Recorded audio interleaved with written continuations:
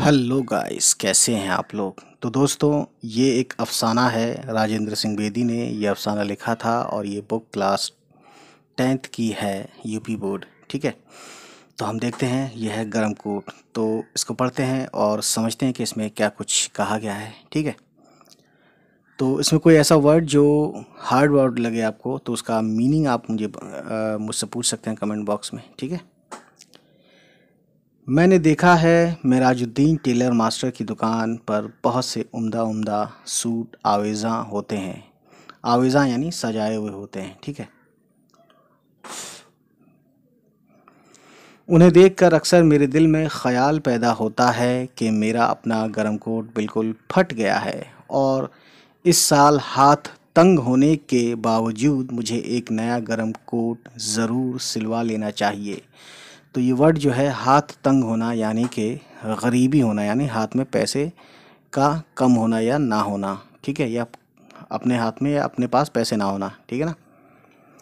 Tailor master की दुकान के सामने से गुजरने या अपने महकमे के तफरीह क्लब, तकरीब रिक्रिएशनल जो क्लब होते हैं ना, जहाँ लोग ताश खेलते हैं, सिगरेट पीते हैं, चाय पीते हैं, कैरम बोर्ड खेलते हैं, जो भी उस वक्त उस ज़माने में हुआ करता होगा, वो सब करते हैं। तफरीह का मतलब होता है यहाँ पे एंटरटेनमेंट। ठीक है, महकमा यानी डिपार्टमेंट। तो देखते हैं आगे। तफरीह क्लब में जाने से गुरेज करूं तो मुमकिन है। गुरेज करूं यानी कहीं कहीं जा कोई किसी काम को करने से बचना, है ना। तो मुमकिन है मुझे गर्म कोट का ख्याल भी ना आए, यानी ये सोचते हैं कि मेरी हालत जैसी है और मैं जैसा कोट पहना हुआ है, ऐसे कोट तो पहन के मैं अगर ना जाऊं वहाँ पे, है ना, तफरीह क्लब वगैरह ना जाऊं, वहाँ से जाने से बचूं, तो फिर मुझे गर्म कोट लेने का फिर कोई प्रॉब्लम ना हो। कोई ये सोच भी ना कि हाँ मैं कैसा पहना हुआ हूँ, नहीं पहना हुआ हूँ, कोई प्रॉब्लम नहीं है। क्योंकि वहाँ बहुत सारे लोग होंगे, इसलिए इनके दिल में ये ख्याल ही नहीं आएगा जब वहाँ जाएंगे नहीं। क्योंकि क्लब में जब संता सिंह और दानी के कोटों के नफीस नफीस यानी ताज़ा वस्त्र समंदर तखय्युल ताजियाना लगाते हैं, तो मैं अपने कोट की बोसीदगी यानी, तो बोसीदा का मतलब तो होता है पुराना, सड़ा हुआ, गला हुआ। तो इनका जो पुराना कोट है वो फटा गला है। तो ये कहते हैं कि अगर मैं वहाँ ना जाऊँ तो मुझे उनके ताज़े वर्स्टेड, ये कपड़े की एक वो है, फॉर्म है ना, वो देखकर मेरे समंदर तखय्युल यानी मेरे ख्याल के घोड़े नहीं दौड़ेंगे। ठीक है ना, को शदीद तौर पर महसूस करने लगता हूँ, यानी वो पहले से कहीं ज़्यादा फट गया है। यानी जब वहाँ उनके सामने जाते हैं और उनके अच्छे कपड़े देखते हैं, तो उनके कोट को देखकर इनको लगता है कि मेरे कोट तो बहुत ही ज़्यादा ख़राब है, अदरवाइज़ इनको नहीं लगता है। ठीक है, बीवी बच्चों को पेट भर रोटी खिलाने के लिए मुझसे मामूली क्लर्क को अपनी बहुत सी ज़रूरियात तर्क करना पड़ती हैं यानी छोड़ना पड़ती हैं। ठीक है, और उन्हें जिगर तक पहुंचती हुई सर्दी से बचाने के लिए खुद मोटा झोटा पहनना पड़ता है, यानी कुछ भी मोटा झोटा कपड़ा वगैरह पहन लेते हैं। ये गर्म कोट मैंने पारसाल दहली दरवाजे से बाहर पुराने कोटों की एक दुकान से मोल लिया था।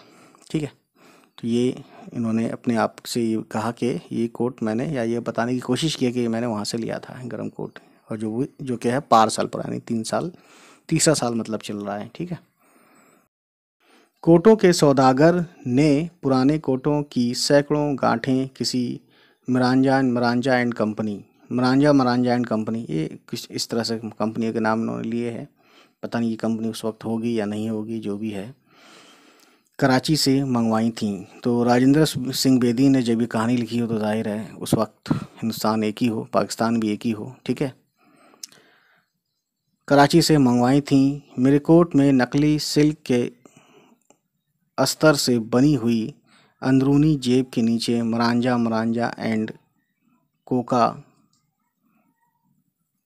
एंड को, यानी को मतलब होता है कंपनी, सीओ लिखते हैं ना लास्ट में, का लेबल लगा हुआ था, मगर कोट मुझे मिला बहुत सस्ता।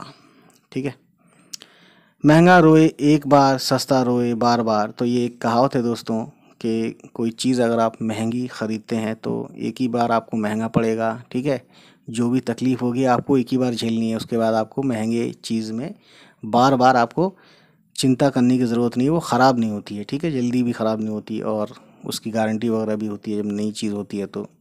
ठीक है। और मेरा कोट हमेशा ही फटा रहता था। ठीक।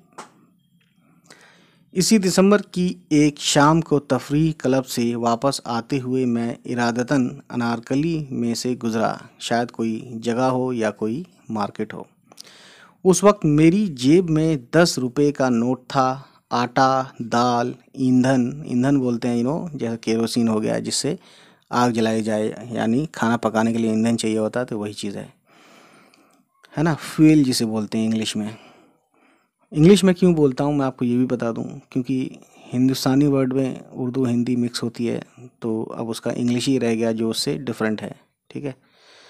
ईंधन, बिजली, बीमा कंपनी के बिल चुका देने पर मेरे पास वही 10 रुपये का नोट बच रहा था। तो कुछ इस तरह से इन्होंने अपनी ख़र्चे करने के और ख़र्चे का हिसाब किताब लगाने के बाद इनको ये महसूस हुआ, पक्का हो गया कि 10 रुपये ही बच रहे हैं। ठीक है। जेब में दाम हो तो अनारकली में से गुज़रना मायूब नहीं, मायूब मतलब होता है बुरा नहीं लगता, मतलब बुरा नहीं लगता। मायूब मतलब बुरा लगना। ठीक है। मायूब यानी बुरी, कोई चीज़ बुरी हो, कोई चीज़ गलत हो, ख़राब लगे, उसे मायूब बोलते हैं। मायूब नहीं, उस वक्त अपने आप पर गुस्सा भी नहीं आता, बल्कि अपनी ज़ात कुछ भली मालूम होती है।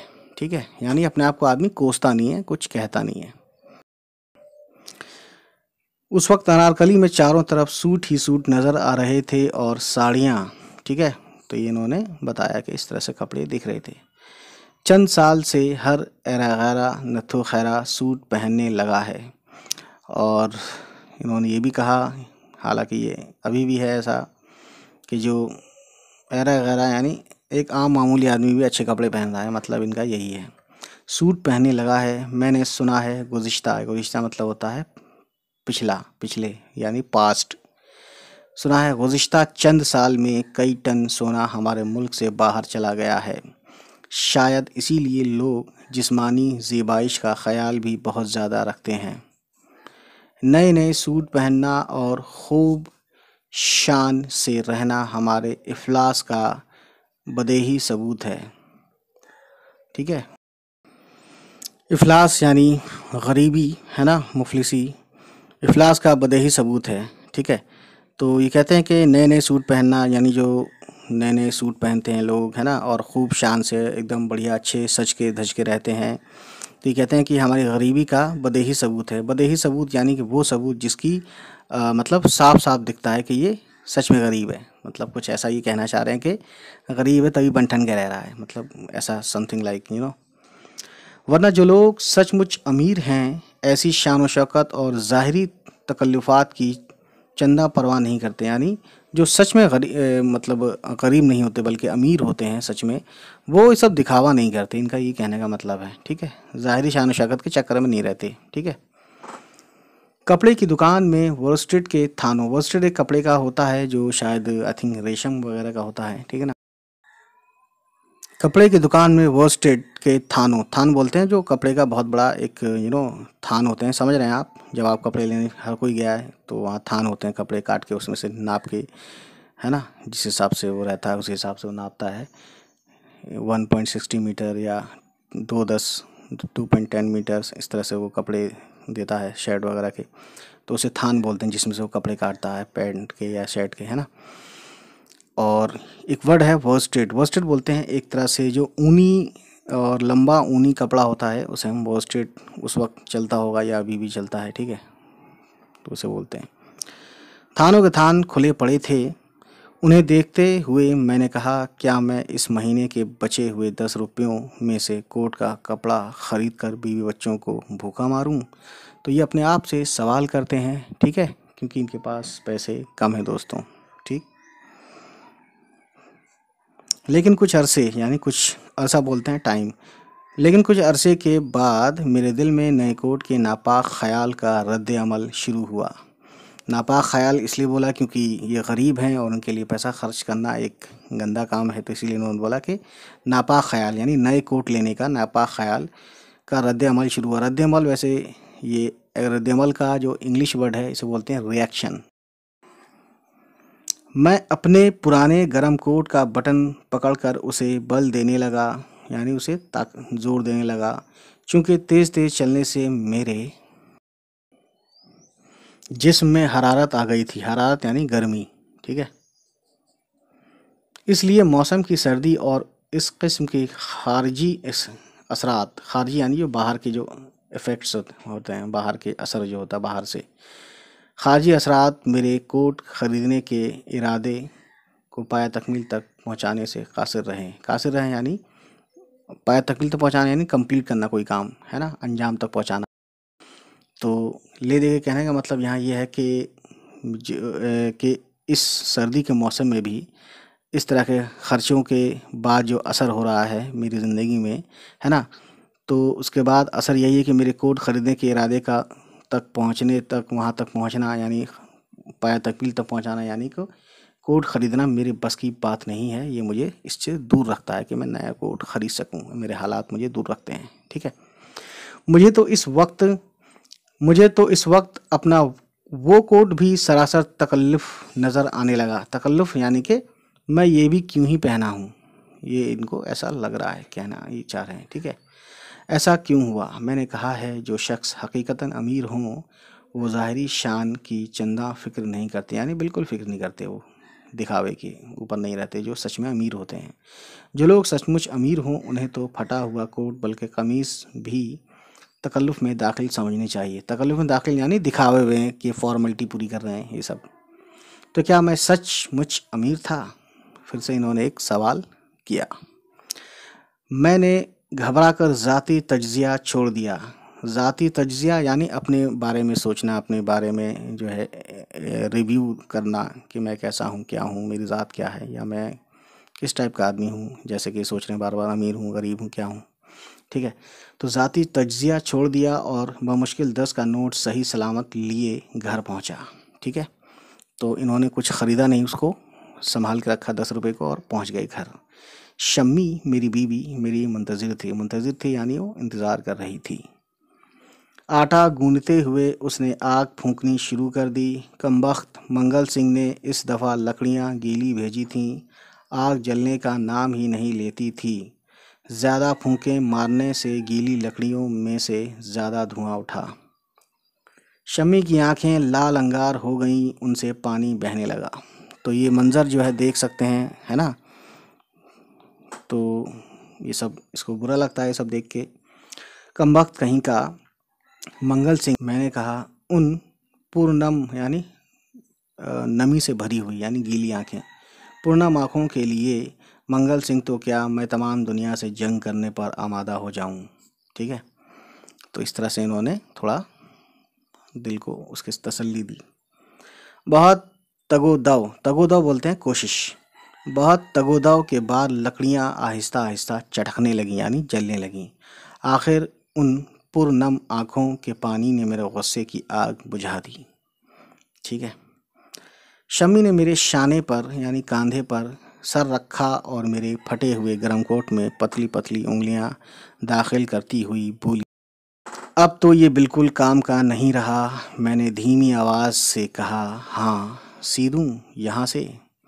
तो देखते हैं अगले पेज पर। सी दो, अगर कोई एक आध तार निकाल कर रफू कर दो तो क्या कहने।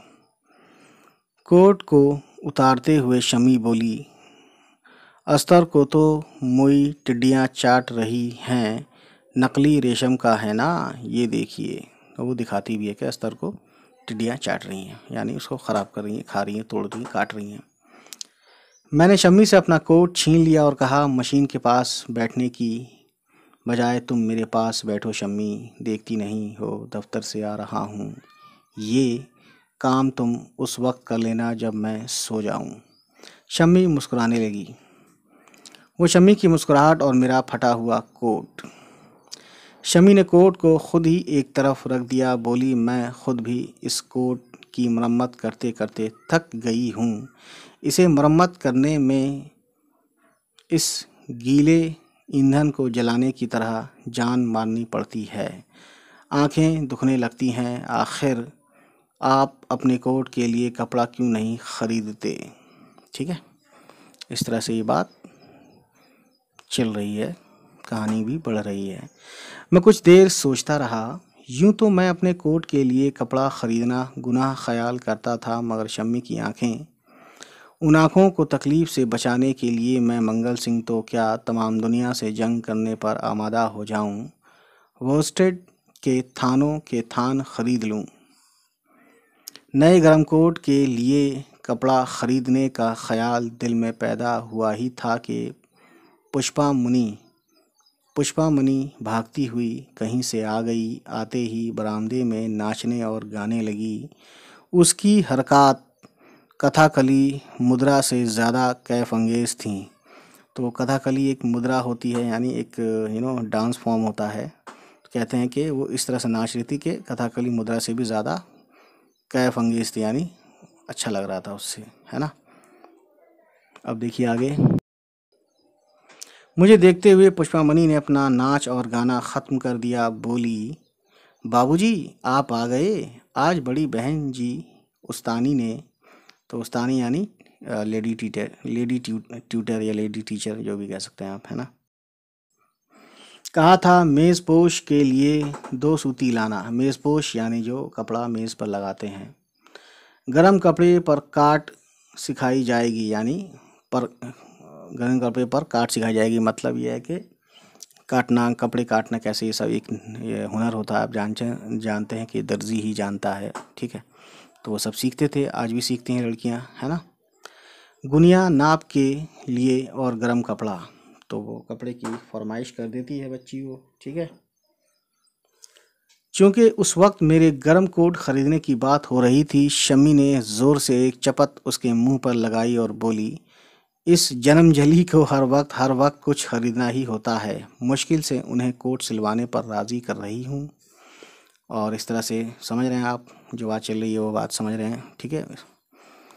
बच्ची के इसरार करने पर उसे गुस्सा आता है, क्योंकि वो ऑलरेडी पहले से एक उन बचे हुए पैसों से, एक तो वैसे पैसे नहीं इनके लोगों के पास ज़्यादा, लेकिन उन बचे हुए पैसों में से ये सोचते हैं कि ये गर्म कोट ही ख़रीद लें, क्योंकि उनको बाहर जाना होता है।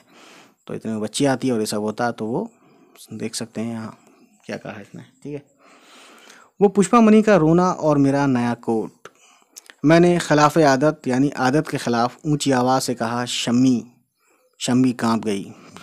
यानी हालांकि मैं शम्मी को कहने का मतलब यह है, खिलाफ आदत यानी कि शम्मी को मैं ऊंची आवाज़ से बोलता नहीं था, लेकिन बोला, आदत के ख़िलाफ़ बोला।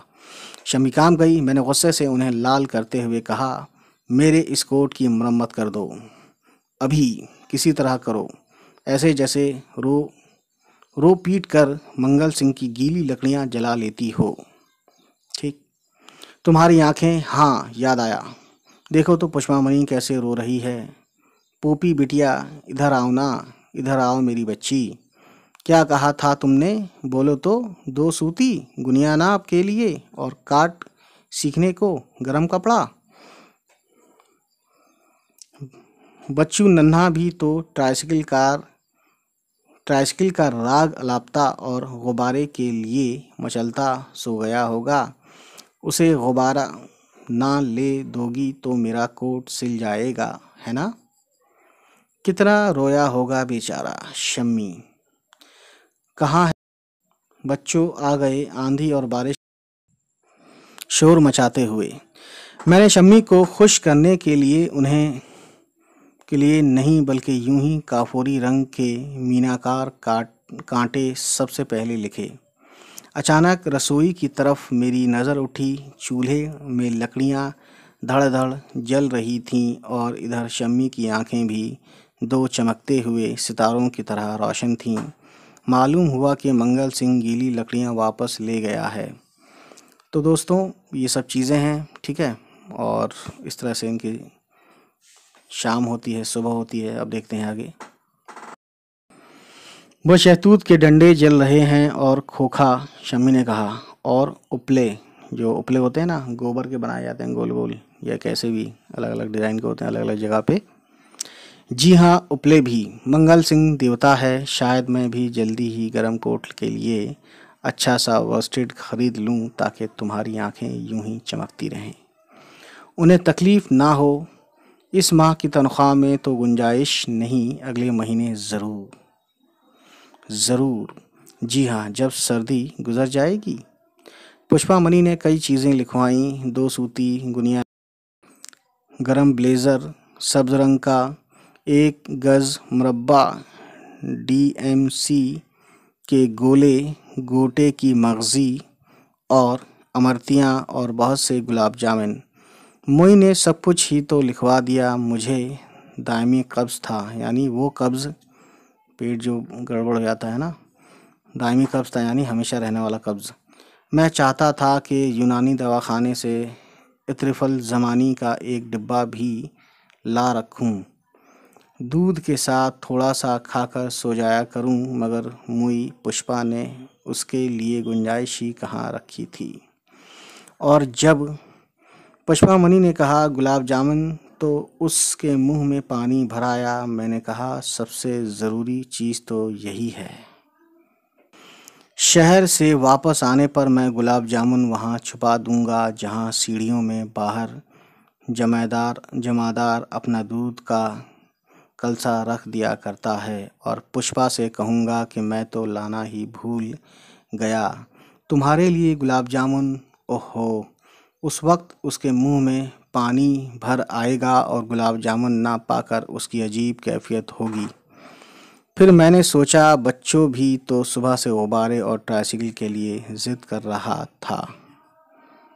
बच्चू किसी बच्चे का नाम है, बच्चों मत समझना दोस्तों, ठीक है। शुरू में कुछ और समझ में नहीं आता है तो बच्चों समझ लेते हैं हम सिंपली। मैंने एक मर्तबा अपने आप से सवाल किया।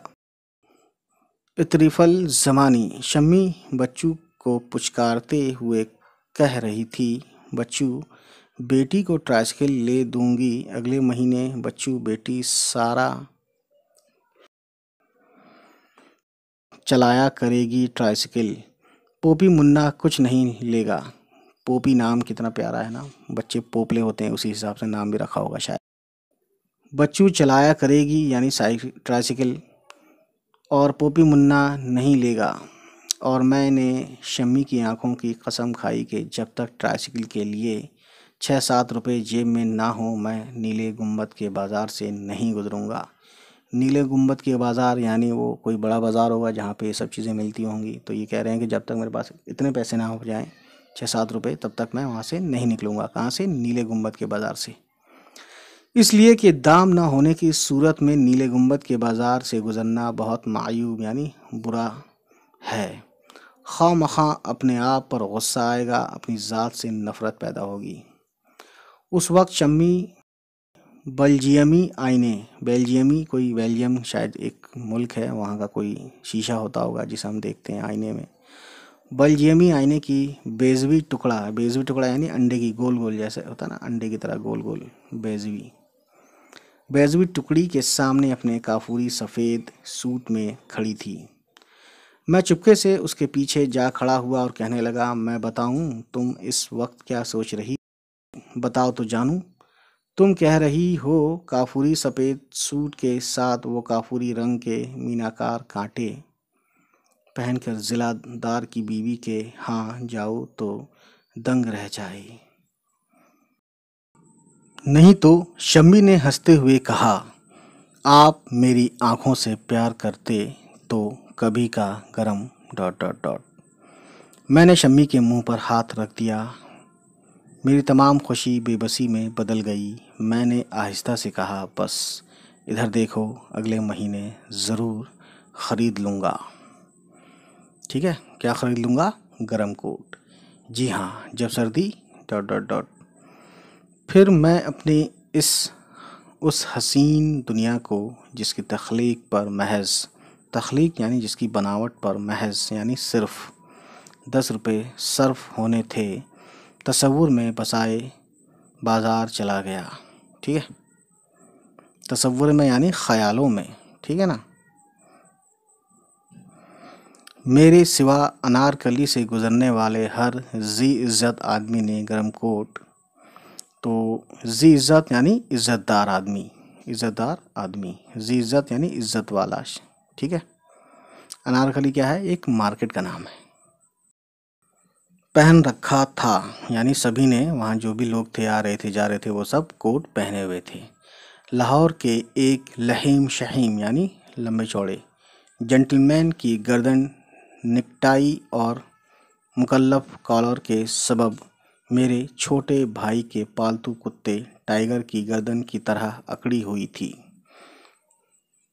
मैंने उन सूटों की तरफ देखते हुए कहा, लोग सचमुच मुफलिस हो गए हैं। मुफलिस यानी गरीब। इस महीने नामालूम कितना सोना चांदी हमारे मुल्क से बाहर चला गया है। कांटों की दुकान पर मैंने कई जोड़ियां कांटे देखे।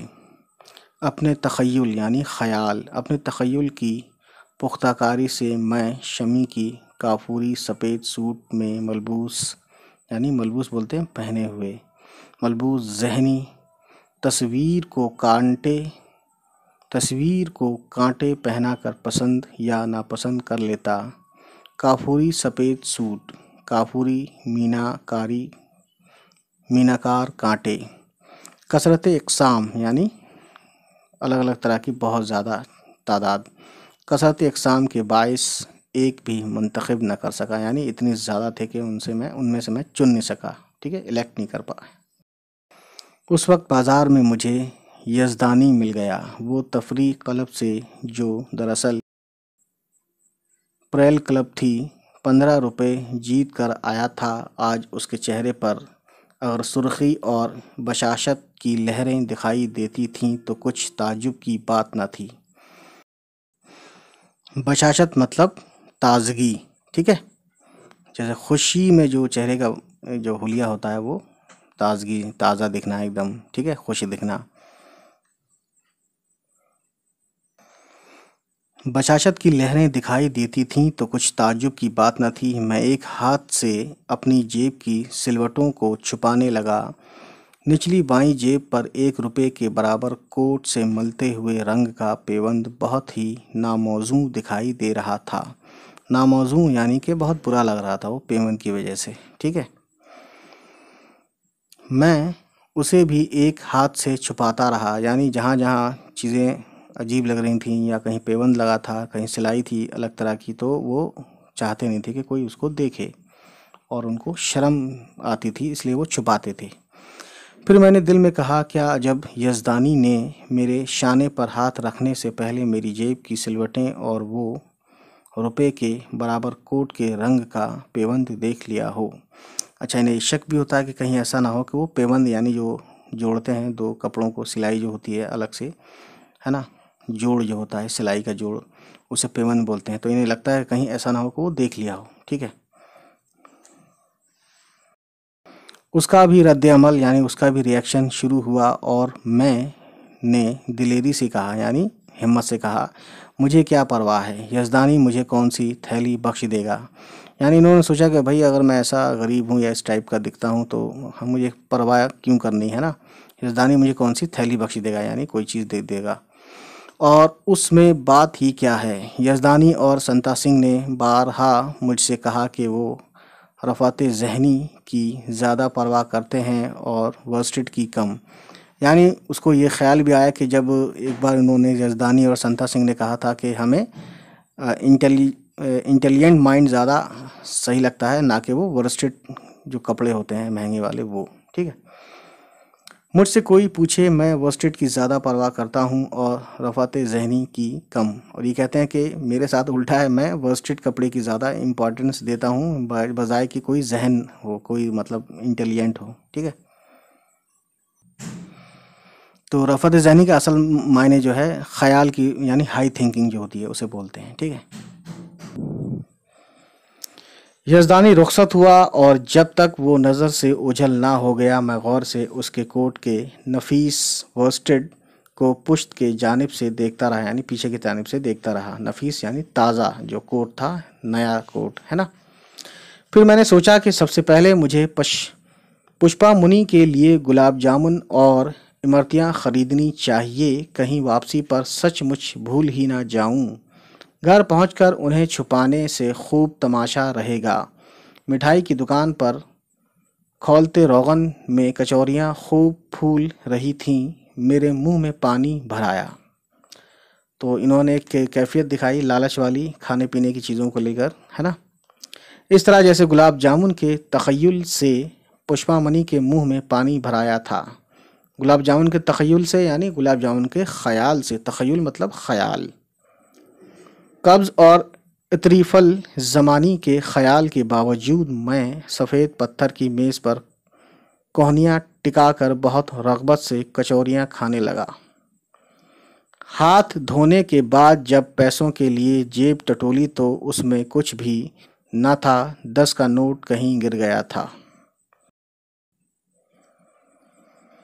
कोट की अंदरूनी जेब में एक बड़ा सुराख हो रहा था।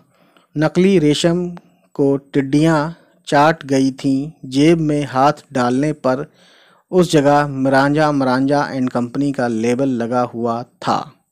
मेरा हाथ बाहर निकल आया। नोट वहीं से बाहर गिर गया होगा। अब इनके साथ सबसे बड़ी दिक्कत ये हुई कि इनको ऐसा महसूस हुआ कि जो मेरा नोट जो था वो मेरी फटी हुई जेब से कहीं ऐसा ना हो गिर गया हो, है ना, क्योंकि उनको वो मिला नहीं। जेब में हाथ डालने पर मिला नहीं। लेबल मिला जो कि लिखा था मरांजा मरांजा एंड कंपनी का लेबल लगा हुआ था। ठीक है, तो नोट वहीं से बाहर गिर गया होगा। एक लम्हे में यूं दिखाई देने लगा जैसे कोई भूली भेड़ अपनी खूबसूरत मुलायम सी ऊन उतर जाने पर दिखाई देने लगती है। और उन्होंने कैफियत भी बताई कि कुछ ऐसा ही महसूस हुआ। ठीक है, एक लम्हे को। हलवाई भाप गया, खुद ही बोला, कोई बात नहीं बाबूजी, पैसे कल आ जाएंगे। मैं कुछ ना बोला, कुछ बोल ही ना सका। सिर्फ इजहार तशक्कुर यानी शुक्रिया के मतलब एक्सप्रेशन दिया कि थैंकफुल एक्सप्रेशन, यानी कि मैं बहुत शुक्रगुजार हूँ तुम्हारा कि तुमने ऐसी बात बोली। यानी हलवाई को इजहार तशक्कुर के लिए मैंने हलवाई की तरफ देखा। ठीक है, हलवाई के पास ही गुलाब जामुन चाशनी में डूबे पड़े थे। रोगन में फूलती हुई कचौरियों के धुएं में से आतिशें सुर्ख इमरतियाँ जिगर पर दाग लगा रही थीं और जहन में। तो ये कैफियत बताते हैं कि गुलाब जामुन वहाँ सिक रहा था, वहाँ डला हुआ था चाशनी में, और उसको देखकर मतलब इनका मन लल जाता है। इस तरीके से इन्होंने ये बातें यहाँ बना के की हैं अपने हिसाब से। ठीक है, और जहन में आगे देखते हैं। पुष्पा मणि की धुंधली सी तस्वीर फिर गई।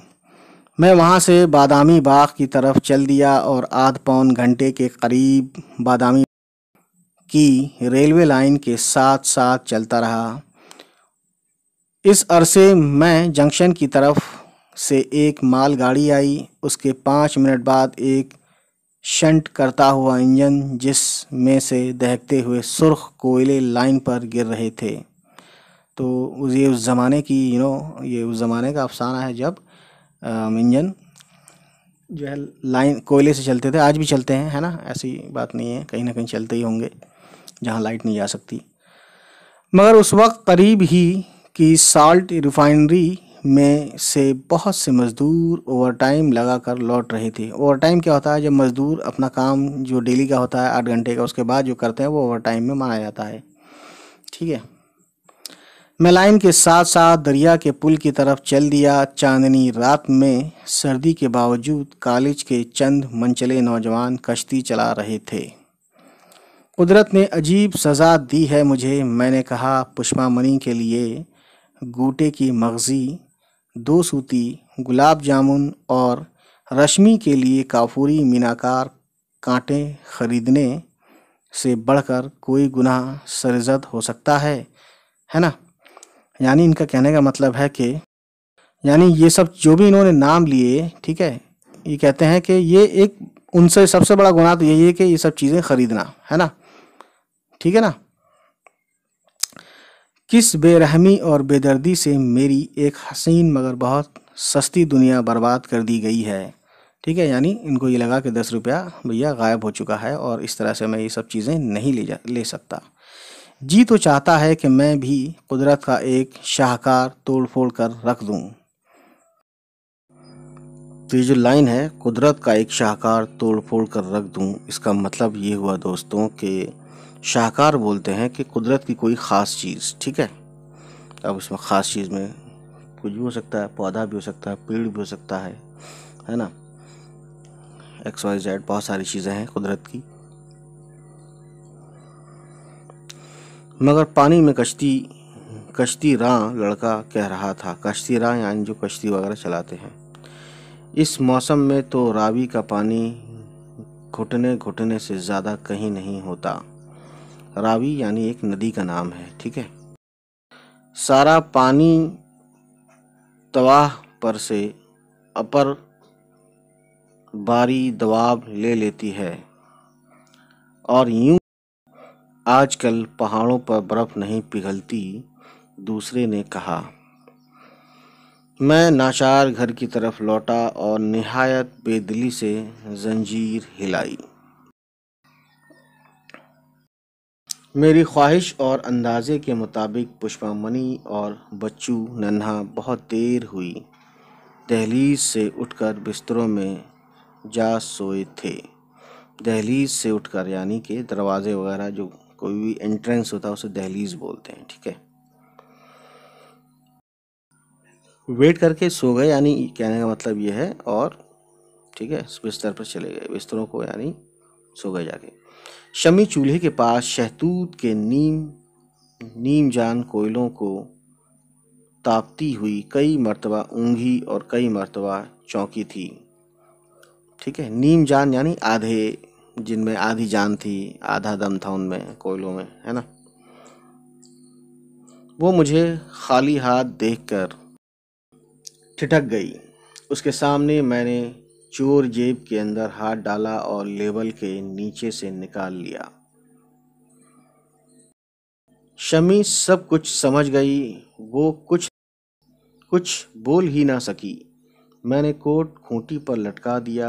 मेरे पास ही दीवार का सहारा लेकर शम्मी बैठ गई और हम दोनों सोए हुए बच्चों और खूंटी पर लटके हुए गरम कोट को देखने लगे।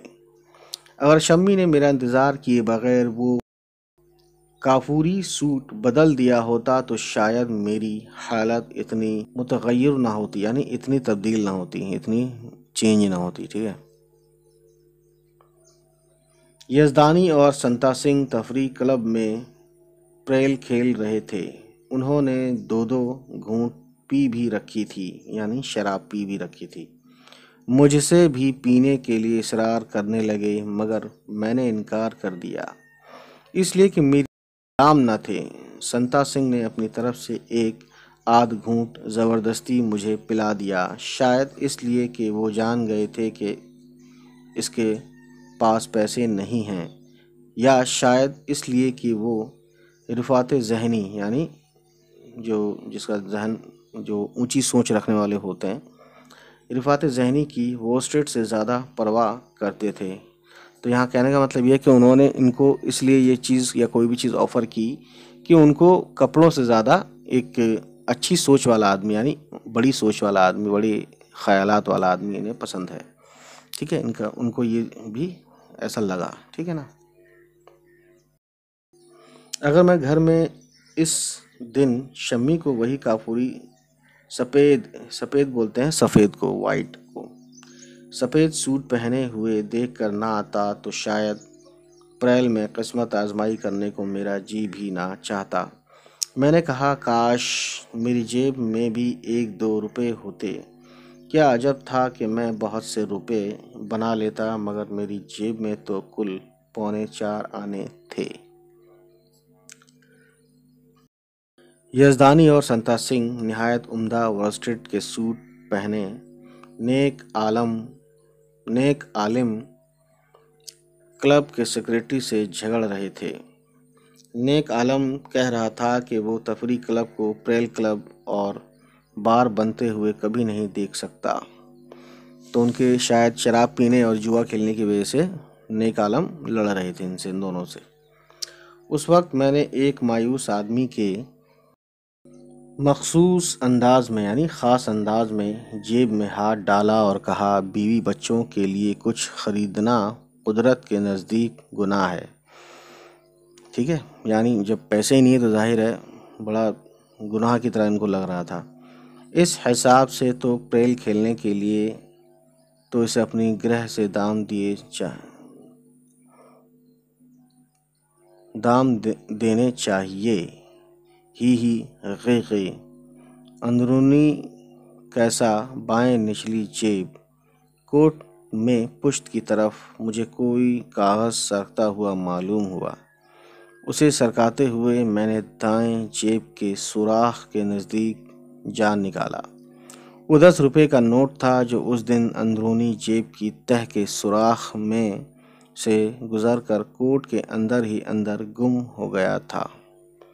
तो दोस्तों यहाँ से ये पता चलता है कि इनको वो नोट 10 रुपये का जो उनके कोट में उन्हें लग रहा था कि कोट की जेब फट चुकी है और वो वहाँ से निकल चुका है, गिर चुका है 10 का नोट, लेकिन वो उसी में अंदर गुम हो गया था उनकी कोट की जेब में कहीं। ठीक है, वो मिल गया। मतलब उस दिन मैंने कुदरत से इंतकाम लिया, यानी बदला लिया।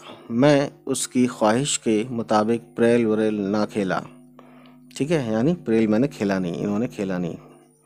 नोट को मुट्ठी में दबाए घर की तरफ भागा। अगर उस दिन मेरा इंतज़ार किए बगैर शम्मी ने वो काफूरी सूट बदल दिया होता तो मैं खुशी से यूं दीवाना कभी ना होता।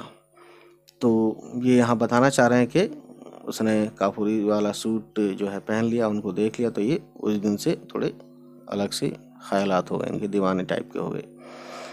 ठीक है, उसके बाद देखते हैं आगे।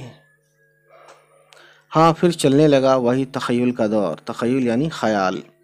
गोया एक हसीन से हसीन दुनिया की तख्लीक, यानी तख्लीक बोलते हैं किसी चीज़ की क्रिएशन, बनना किसी चीज़ का। तख्लीक में 10 रुपये से ऊपर एक दमड़ी भी खर्च नहीं आती। जब मैं बहुत सी चीज़ों की फहरिस्त बना रहा था, शम्मी ने मेरे हाथ से कागज़ छीन कर पुर्जे पुर्जे कर दिया और बोली, इतने किले मत बनाइए, फिर नोट को नज़र लग जाएगी। शम्मी ठीक कहती है, मैंने सोचते हुए कहा। ना तख़य्युल इतना रंगीन हो और ना महरूमी दुख पहुँचे। तो इन्होंने काफ़ी अच्छी बात बोली। ठीक है, यानी कि ना ख़यालों में बहुत ज़्यादा खुशियाँ हों, है ना, रंगीन हो यानी बहुत अच्छी बातें ना हों, और ना महरूमी से इतना दुख पहुँचे, यानी महरूमी यानी कि किसी चीज़ का ना मिलना, ऐसा ना हो कि उसको सोचकर बिल्कुल ऐसा ना सोचें कि बहुत तकलीफ़ भी होने लगी, है ना।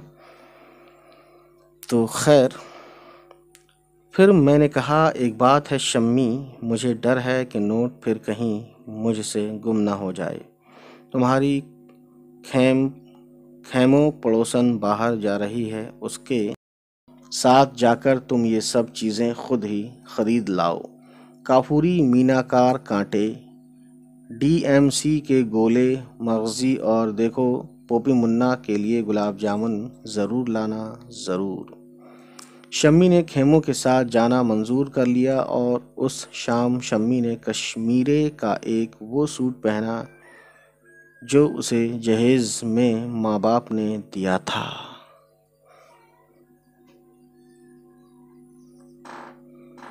बच्चों के शोर गोगा यानी शोर शराबा, शोर गोगा से मेरी तबीयत बहुत घबराती है, मगर उस दिन मैं देर तक बच्चू नन्हे को उसकी माँ की गैर हाज़िरी यानी उसकी अनुपस्थिति यानी कि एब्सेंसी, गैर हाज़िरी में बहलाता रहा।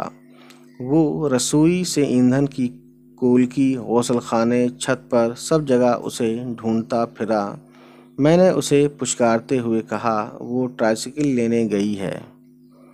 नहीं, जाने दो, ट्राइसिकल गंदी चीज़ होती है। अख्तू, गुब्बारा लाएगी बीबी तुम्हारे लिए, बहुत खूबसूरत गुब्बारा।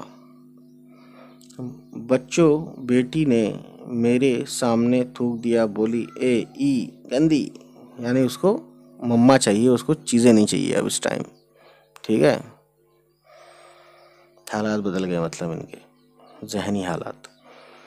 मैंने कहा, कोई देखे तो कैसा बेटियों जैसा बेटा है। पुष्पा मणि को भी मैंने गोद में ले लिया और कहा, पोपी मुन्ना, आज गुलाब जामुन जी भर के खाएगा ना, यानी एक तरह से सवाल करते हैं उनसे। उसके मुंह में पानी भराया, वो गोद से उतर पड़ी और बोली, ऐसा मालूम होता है जैसे एक बड़ा सा गुलाब जामुन खा रही हूँ। और उसने ख्याल में खाना भी शुरू कर दिया। बताइए।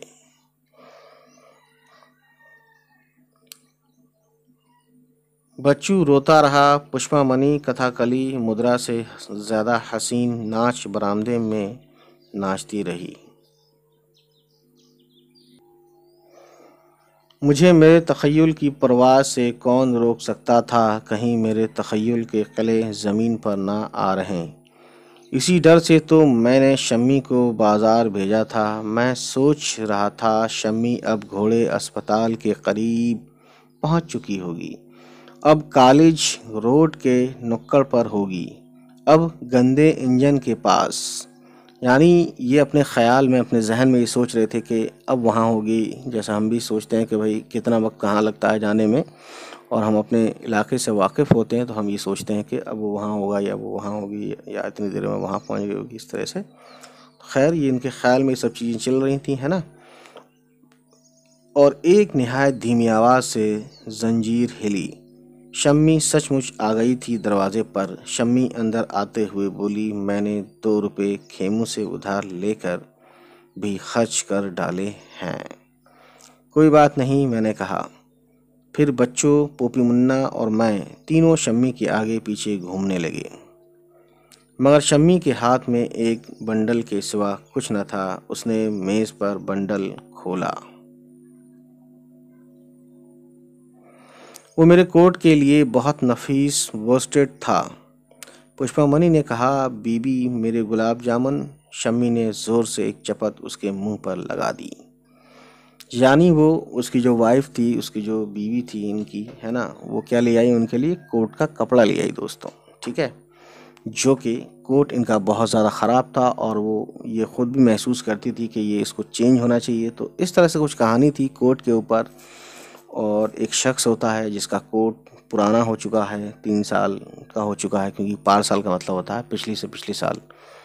तो इस तरह से वो अच्छी जगह जाना चाहता है, लेकिन जाता भी है। जाने के बावजूद उसको अपने आप में शर्म आती है, क्योंकि उसका कोट कहीं कहीं से फटा हुआ है, कहीं से पेबंद लगा हुआ है, ठीक है। तो ये सब चीज़ें हैं दोस्तों, है ना। और इसमें हम देखते हैं कुछ वर्ड्स मीनिंग। वोस्टेड, ये लिखा है, वोस्टेड बोलते हैं कि एक कपड़ा जो चिकने लंबे ऊन से बुना जाता है, अंग्रेज़ी में वोस्टेड कहते हैं, ठीक है। अंग्रेज़ी का सही तलफ़ुज़ वोस्टेड, अच्छा वोस्टेड बोलते हैं इसको, ठीक है। ये बात समझने वाली है दोस्तों। बाकी आवेज़ा यानी लटके हुए, गुरेज करना ना इसमें हट गया है दोस्तों, यानी बचना या दूर रहना किसी काम से, किसी चीज़ से। हाथ तंग होना मतलब रुपए की कमी होना। समंदर तख़य्युल पर ताज़ियाना लगाना, ये एक सेंटेंस आया था, तो इसका मतलब होता है ख़यालात के घोड़े को कूड़ा लगाना। यानी जो ख़यालात में जो घोड़ा दौड़ रहा है उसको कूड़ा लगाना, यानी कि और तेज़ भागे, यानी नए नए और दूर दूर के ख़याल पैदा करना, ठीक है। बोसीदगी यानी पुराना, फटा हुआ होना, पुराना होना, सड़ा हुआ होना, है ना। तुर्क करना, ते है दोस्तों यहाँ पे दो नुक्ते ते के। तुर्क करना यानी छोड़ देना। पारसाल यानी गुज़िश्ता साल। वैसे गुज़िश्ता का मतलब तो पिछली साल होता है, लेकिन पारसाल तो समझ रहे हैं आप, ठीक है। महंगा रोए एक बार, सस्ता रोए बार बार। तो ये ज़रबुल मिसल है, यानी एक मिसाल के तौर पे कही जाती है, ठीक है। यानी महंगा अच्छा होता है, ज़्यादा मोल का बार एक बार उठाना पड़ता है। बार मतलब है यहाँ पे वज़न, ठीक है। सस्ता माल हमेशा मरम्मत तलब होता है, यानी उसको हमेशा ही जो है सही करने की ज़रूरत पड़ती है, ठीक है, मरम्मत की ज़रूरत पड़ती है। और दोस्तों, इरादतन यानी इरादा करके या जानबूझकर। मायूब, मायूब का मतलब होता है ऐबदार या बुरा। ऐरा गैरा नतु खैरा यानी मामूली आदमी। बदेही, बिल्कुल जाहिर, यानी वो बात जो सबूत की मोहताज ना हो। चंदा यानी इतना, खासकर उस वक्त इस्तेमाल करते हैं जब कम का मफहूम हो, यानी मायने में हम कम कहते हैं ना, बोलते हैं चंदा, चंदा, चंदा। पाए तकमील तक पहुंचना यानी पूरा होना। कासिर रहना यानी नाकाम रहना। तकल्लुफ़ यानी बनावट, ठीक है, कहते हैं तकल्लुफ़ मत करो, बनाओ मत, है ना, करो, काम करो। एक वर्ड है तज्जिया, ठीक है, किसी चीज़ को अलग अलग करके देखना या गौर करना। तगोदो यानी मेहनत, भागदौड़ या कोशिश। शाना, कांधा। रफू करना, कपड़े के सुराख को बंद करना। जान मारनी पड़ती है, यानी मेहनत करनी पड़ती है। कथकली एक नाच का एक किस्म है ना, एक काइंड ऑफ डांस। मुद्रा यानी नाच का भाव या इशारा। कैफ अंगेज यानी लज्जत पैदा करने वाला, ठीक है, जिसमें लज्जत हो, यानी जिसमें अच्छा टेस्ट हो।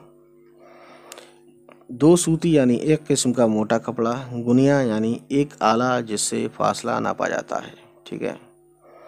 काफूरी रंग बिल्कुल या सफ़ेद रंग, बिल्कुल सफ़ेद रंग बोलते हैं काफूरी रंग, ठीक है, एकदम जेड ब्लैक जिसे हम बोलते हैं।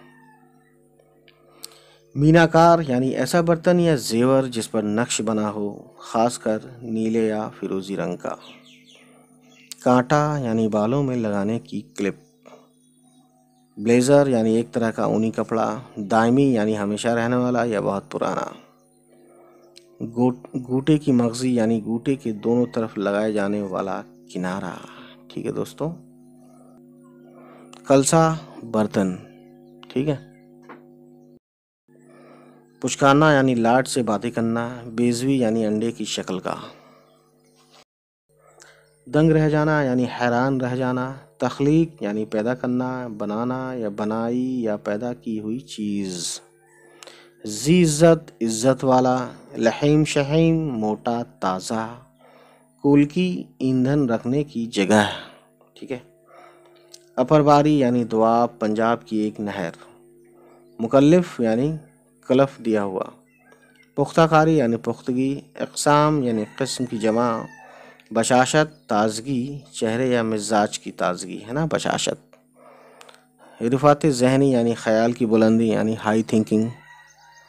पुश्त यानी पीठ या पीछे का हिस्सा भी पुश्त कहते हैं उसको भी, है ना।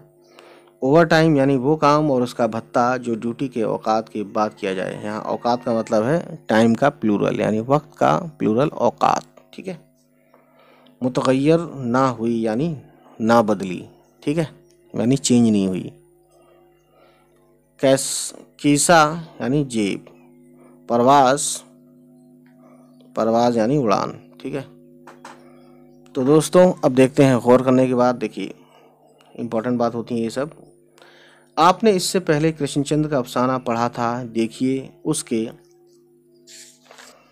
मुकाबले में बेदी के अफसाने की ज़बान कितनी बेतकल्लुफ़ और रोज़ाना इस्तेमाल होने वाले अल्फाज से भरी हुई है। कृष्णचंद्र की ज़बान में चाशनी है, बेदी की ज़बान में बेतहाशा रवानी और घरेलूपन है। गौर से पढ़िए तो मालूम होगा कि कृष्णचंद्र के यहाँ गैर ज़रूरी अल्फाज बहुत हैं, लेकिन बेदी के यहाँ कोई लफ्ज़ फालतू नहीं। वो लफ्ज़ भी जो बज़ाहिर गैर ज़रूरी मालूम होते हैं, दरअसल कोई ख़ास मकसद रखते हैं। मसलन इस अफसाने में जगह जगह अफसाना बयान करने वाले ने अपनी गरीबी और अपने फटे हुए कोट का जिक्र किया है, लेकिन हर जगह इस जिक्र से अलग अलग तरह का काम लिया गया है। मसलन पहले पैराग्राफ में फटे कोट का मुकाबला दर्जी की दुकान में भरे हुए नए कोटों और क्लब में बैठने वाले दोस्तों के कोटों से किया गया है। दूसरे पैराग्राफ में इसी कोट के हवाले से बताया गया है कि पुराने कोटों की दुकान से लिया गया था, जहां ऐसे कोट हज़ारों थे और ये कि उस पर जो लेबल लगा हुआ है वो शायद नकली है। कोट के बार बार जिक्र के ज़रिए ख़ुद अफसाना बयान करने वाले के ज़हनी हालात भी बड़ी खूबी से बयान हुए हैं। मिसाल के तौर पर वो पैराग्राफ पढ़िए जो यूं शुरू होता है, उस वक्त बाज़ार में मुझे यज़दानी मिल गया। ये लिखा है गया, ठीक है। 10 रुपये का नोट जेब से गायब हो जाता है तो हमें एक धक्का सा लगता है, लेकिन चूंकि हम कोट की फटी पुरानी हालत से वाकिफ़ हैं, इसलिए इसको इत्तफाक नहीं कह सकते। इसी तरह जब नोट वापस मिल जाता है तो भी हमारे एतबार को ठेस नहीं लगती। दोनों बातें बिल्कुल सही मालूम होती हैं, ठीक है। यानी कि इन्होंने एक रियलिटी पैदा कर दी है कहानी में, ठीक है। अफसाना बयान करने वाले ने अपनी अपनी बीवी और बच्चों की ज़रूरतों और उनके शौक़ की चीज़ों का जिक्र आहिस्ता आहिस्ता करके लिखा है, यानी सब चीज़ें एक साथ ही नहीं बयान कर दी कि तसना का एहसास हो, यानी बोरिंग वगैरह, बल्कि आहिस्ता आहिस्ता अफसाना आगे बढ़ता है और बातें ज़ाहिर होती हैं। बीवी सब ज़रूरतें छोड़कर अपने शौहर के लिए ऊनी कपड़ा ले आती है। कुर्बानी और एसार की ये सिफत यानी खूबी बेदी ने अक्सर औरतों में बयान की है। बेदी के यहाँ औरत मोहब्बत और मुशक्क़त की देवी के रूप में हमारे सामने आती है। कृष्णचंद्र और बेदी दोनों ने सफ़ेद की जगह सफ़ेद लिखा है। असल लफ्ज़ तो सफ़ेद ही है, लेकिन आजकल के रोज़मर्रा में सफ़ेद बोला और लिखा जाता है। सफ़ेद वर्ड जो है फ़ारसी वर्ड है, ठीक है। तो सफ़ेद से ही सफ़ेद वर्ड आजकल हम बोलते हैं, हमारा आप बोलते हैं। तो दोस्तों, तो ये मश्क और मुताला है, ये सब किस तरह से क्या है, क्वेश्चन आंसर, तो इसको हम बाद में कभी करेंगे। बहरहाल अभी जो है मैं ये उम्मीद कर सकता हूँ कि कहानी आपको पूरी तरह से समझ में आ गई है ना। कोई ऐसा वर्ड जो समझ में ना आया हो तो आप कमेंट करके पूछ सकते हैं। तो आज इतना ही। उम्मीद है गाइस ये वीडियो आपको पसंद आई हो, और अगर पसंद आई तो प्लीज़ हमारे चैनल को सब्सक्राइब कीजिएगा और उन सभी तक पहुंचाइए हमारी वीडियोस को जिनके बारे में आपको लगता है कि उनको ये वीडियोस देखनी चाहिए। चलिए फिर मिलते हैं आपसे, हमारी होगी नेक्स्ट किसी वीडियो के साथ मुलाकात। तब तक खुश रहें, आबाद रहें, बाय बाय, टेक केयर।